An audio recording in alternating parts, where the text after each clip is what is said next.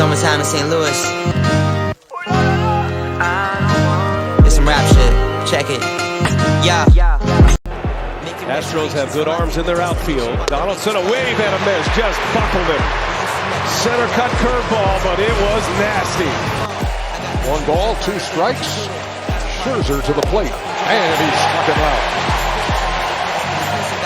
I think a lot of baseball fans around my age, from late 20s to early 30s, remember the Tigers from 2011 to 2014. That dominant stretch that team went on, making 3 ALCSs and a World Series appearance. But more importantly, we remember the 2 guys that were anchor points in that rotation and one of the nastiest duos of our generation. Max Scherzer and Justin Verlander, 2 all-time greats. And somehow, the Detroit Tigers landed up with those 2 on the same roster in their prime. It was the absolute fear and anxiety that those 2 culminated and conjured up in starting lineups when facing Justin Verlander and Max Scherzer. If you were a fan of the opposite team going into a series facing the Tigers and that little stretch right there in the playoffs, you yourself had the same anxiety and fear that your starting lineup did whenever going against those 2. When you read that matchups card for the series and you saw Justin Verlander starting pitcher game 1 and Max Scherzer starting pitcher game 2. The utter domination that this duo displayed during that little stretch has almost been unrivaled for several years now. But as with anything in life, what goes up must come down. Every good thing must come to an end. By the end of the 2015 season, the Tigers would see themselves miss the playoffs for the first time in several years. Now in 2016, they bounced back, but that wasn't good enough. There were talks around the organization in 2017 after the season of having a full-on rebuild mode.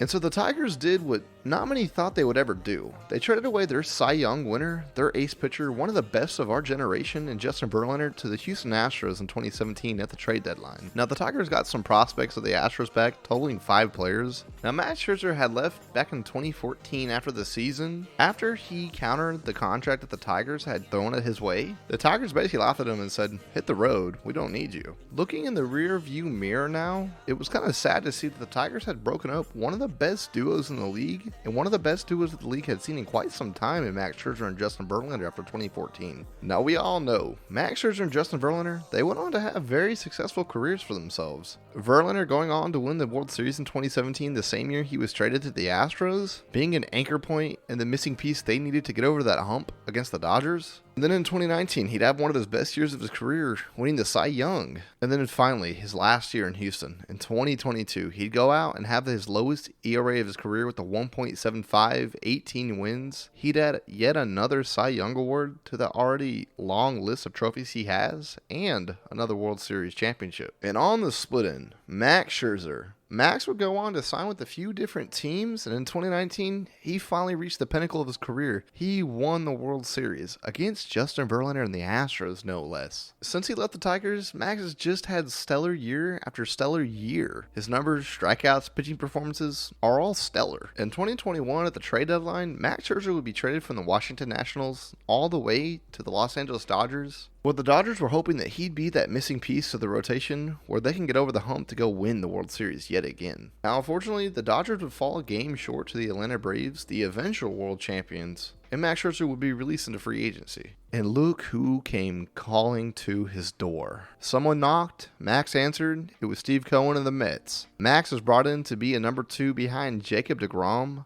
And let me tell you, when he was healthy and Jacob deGrom was healthy, I didn't see a better 1-2 combo in the league last year, to be honest with you. But unfortunately for the Mets, it wasn't meant to be. They would get knocked out in the wild card round by the San Diego Padres in 3 games. And deGrom, well, he'd depart in free agency and go to the Texas Rangers, leaving that number 1 spot unfilled for the Mets. And what do you know? The Mets, they go out and they signed one 2022 World Champion and Cy Young Award winner, Justin Verlander. And after almost a decade of being split up, Justin Verlander and Max Scherzer, the duo, has been reunited. And heading into 2023, although they may be the oldest ace pitching duo in the league, these 2 guys, if any guys can do it, these 2 guys can get the Mets not only deep in the playoffs, but to the World Series. Would I be surprised if the Mets come out here and win the NL East and make it to the World Series? No, I wouldn't be at all. And would I be surprised if Max Scherzer or Justin Verlander are nominated for the Cy Young Award in the National League? No, I wouldn't. This team is going to go as far as Justin Verlander and Max Scherzer can take them. And it's going to be really interesting to see if these 2 can stay healthy or if not. My guess is Verlander will stay healthy. Scherzer may miss a little bit of time here and there. But when your two ace pitchers of your rotation, your 1 and 2, are near 4 years of age, those kind of things will happen. But let me know what y'all guys think in the comment section down below. Do y'all think that the Mets will be in the World Series this year because of Justin Verlander and Max Scherzer? Do you disagree with me? Let me know in the comment section down below. And as always, don't forget to like the video and subscribe to the channel if you want to, because I have plenty more baseball content like this, and I'll see you all in the next one. Adios, mis amigos.